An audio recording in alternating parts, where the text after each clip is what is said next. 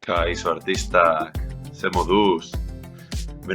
Interneten gaudenean, gure artean hitz egiten gaudenean agian chat baten bat edo zehose erabiliz, badirudi komunikazioa batzutan estena aproposa.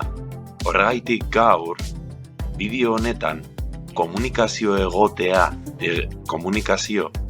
bat egoteko, komunikazio hori egokia izateko, 10 kontu azpimarratuko ditu. Beraz, az gaitezen, lehenengo kontua sentimenduak dira. Aizue, ez dugu inoiz ahaztu behar beste aldean gizaki bat daukagula. Eta garrantzitsua da, pertsona horien sentimenduak kontutan hartzea. Gogoratu, horretarako zeintzuk diren emozioak. Bigarren kontua zein da, mesedez, ortografia. Batzutan, idaztean, agian ez dugu kontu handirik edukitzen. Horregaitik, estiloa zaindu behar dugu eta noski hitz larriak ez erabiltzea. Beste alde batetik, eztabaidak ekiditzean, eztabaida horiek debatea, solasaldiak balira bezalakoak hartzea. Hau da, era osasuntsuan eta tonu egokian mantentzen. Bestetik, agurtzea, kaixo, agur eta gauza horiek esatean. Mesedez, mezuen hasieran eta amaieran kaixo eta agur esatea ezinbestekoa da. Bosgarren kontuari begira, erantzutea. Bitik urdin horiek ikusita batzuk, ziurraski burura datorkizu ezeo zer ezta. Erantzun behar dugu, ezin dugu erantzunik gabe komunikazio egoera batzuk utzi. Bestetik, berbidaltzean, kontuz berbidalketak egiten ditugunean.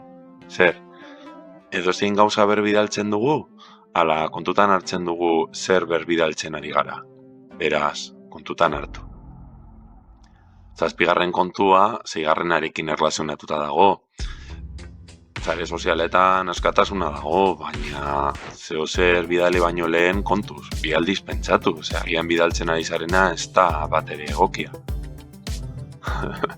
Humorea izango da 8. Bai, danok humorea daukagu, ezta? Baina bakoitzak gure humorea dugu, beraz. Kontutan hartu agian, zuretzako oso barregarria dena, agian beste pertsona batentzako ez da. Beraz, kontu zibili. Danok humore berbera ez dugulako. Azken aurrekoa 9. Emotikonoa. Zein garrantzitsuak diren emotikono hauek. Batzutan esaldi batzuk idaztean ulertze txar batzuk sor daitezke.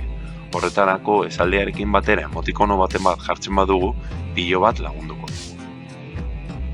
Eta azkenik, perfil faltsuak, kontuz pertsona batzuekin ematen dutelako zeozer eta gero beste batzuk direlako.